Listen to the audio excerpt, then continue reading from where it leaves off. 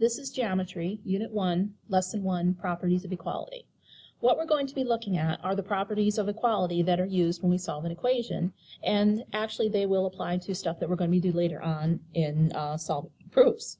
So, Rufus plans to cut a board into 4 pieces, not necessarily all the same length. How many cuts does Rufus have to make? And draw and label a diagram. Alright, so let's do that. So, if I sketch myself a rectangle that'll make my board, okay, here's my board.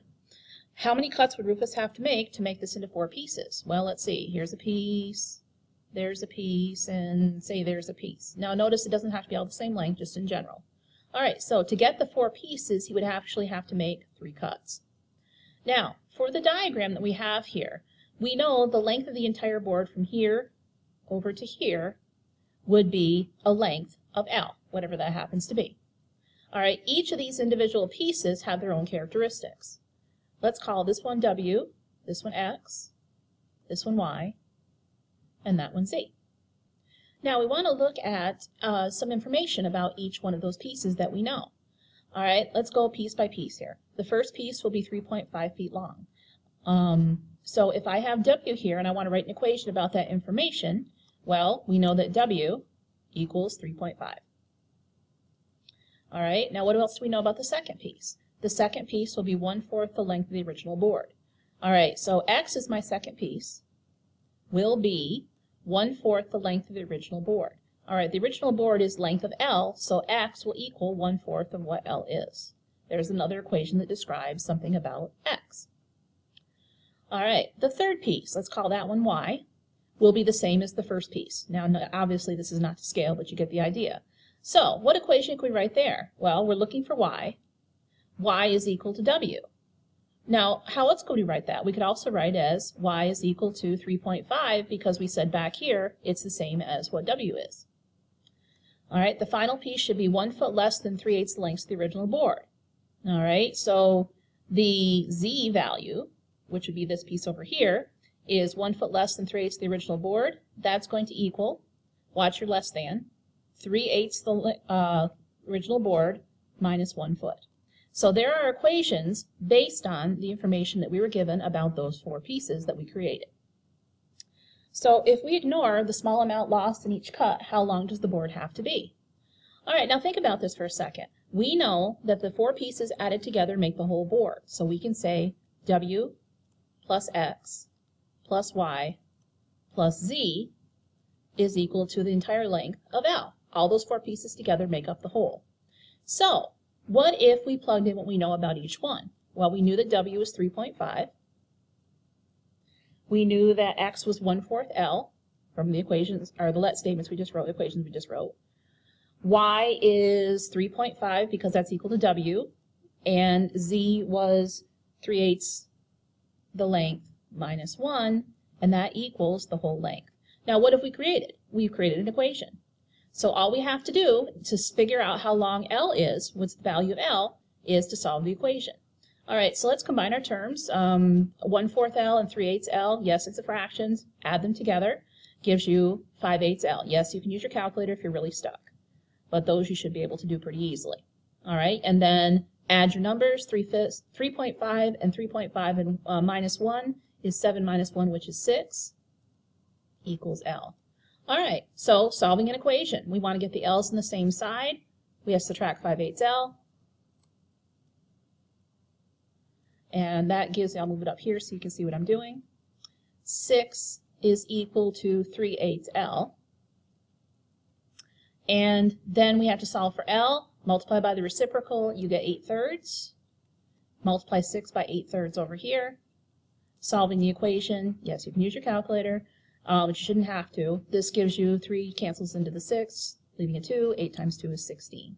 So the length of the board was 16 feet. So we found that using information that we had and applying it in terms of the other values that we had. Alright, so what we just used were the properties of equality, and we applied them as it applies to an equation. So let's look and see what they were. Alright, the properties of equality are basically the reasons why these equations work. What we want to do is look at the properties. The first one is reflexive property. that says anything is always equal to itself. Now that may seem like a duh kind of thing, but remember, nothing will work in an equation unless you keep it balanced. So in order to do something to one side of an equation, you have to do it to the other. So A is always going to equal A, so that we can add to both sides of the equation. 5 is always going to equal 5, depending on what you have. Now that's true for any property of anything that we have. The symmetric property. Equalities may be represented in either order.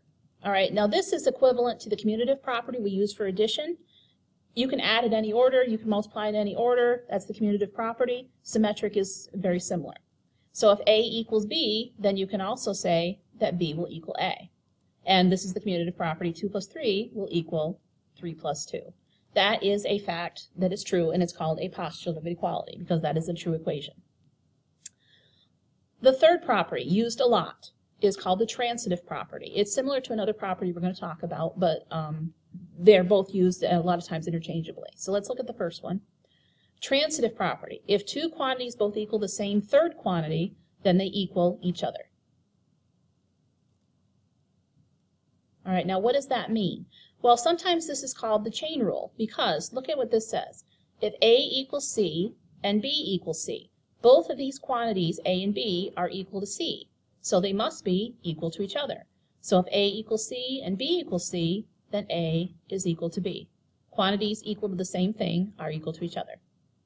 So you'll notice here, for an arithmetic example, if 2 plus 3 equals 5, and 5 equals 1 plus 4, those are both equal to 5, so they must be equal to each other. 2 plus 3 is equal to 1 plus 4. So these are two quantities equal to the same quantity or equal to each other is called transitive, sometimes called the chain rule. Now, a very similar property to the transitive property, where quantities are equal to the same quantity or equal to each other, is called substitution. When you substitute something, you plug something in for something else. So substitution property says equal quantities may be substituted for each other in any expression. All right, now, if you look at if y equals 2x plus 5 and x equals 3, and you want to find y, what do you have to do? Well, you have to take x equals 3. 3 is where x is. We're going to plug it in for x to solve it. So y is equal to 2 times 3 plus 5. 2 times 3 is 6 plus 5 is 11, so y is equal to 11. That is substitution. We plug something in for something else. Now, technically, the transitive property is substitution. If we look at the transitive property here, we can think of this as, oh, this is equal to 5, so I'm going to plug in 1 plus 4 in for 5.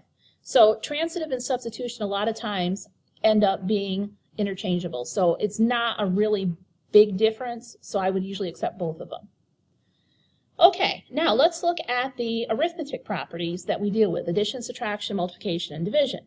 This goes along with equations that you deal with when you have any kind of problem. All right, so the addition property says equal quantities may be added to both sides of an equation. What you do to one side, you must do to the other side. So if you have A equals B, you have some quantity A equals B. Then if you add the same thing, C, to both sides, what you end up with, the sum, is going to be equal. All right, now the reason we use this is because when we solve an equation, if we have x minus 3 is equal to 7, we have 3 added to this side means we also have to add 3 to this side. That's an equal quantity. Remember the reflexive property, a quantity is equal to itself? I added the same thing to both sides. All right, so that gives me x is equal to 7 plus 3, which is 10. All right, so that shows me the addition property. What I add to one side, I must also add to the other side because those sides are equal. Subtraction, same idea. Equal quantities may be subtracted from both sides of an equation. So if A equals B, and I subtract the same thing from both sides, what I end up with is going to be equal. If we have x plus 3 is equal to 7, I subtract 3 on this side and also subtract 3 on this side, x is going to equal 4. Quantity equals quantity. And guess what? It works for multiplication as well. The multiplication property says both sides of an equation can be multiplied by the same equal value or the same number. So if you have A equals B, two quantities are equal, and you multiply them by the same thing, an equal quantity, then it's still going to be equal when you're done. So Application, 1/3 x equals 6. If we multiply this side by 3 to get the 3's to cancel, we have to multiply this side by 3. Quantity added or multiplied on the same side, or on each side. So this is going to give you x is equal to 18. I multiplied the same thing on both sides. Division, same thing, with one proviso for division. Division's the weird one.